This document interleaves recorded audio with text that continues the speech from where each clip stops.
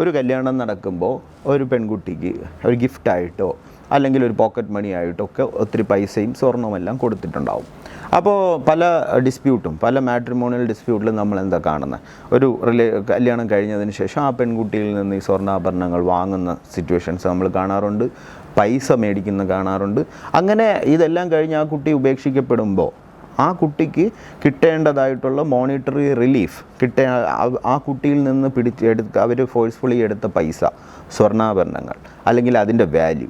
അപ്പോൾ ഇതെല്ലാം നമുക്ക് എന്ത് ചെയ്യണം, ക്ലെയിം ചെയ്യണമെന്നുണ്ടെങ്കിൽ വീണ്ടും സെക്ഷൻ 20 എന്ന് പറയുന്ന സെക്ഷൻ മോണിറ്ററി റിലീഫ്, അതിൽ നമുക്ക് എന്ത് ചെയ്യാം, പെറ്റീഷൻ മൂവ് ചെയ്യാം.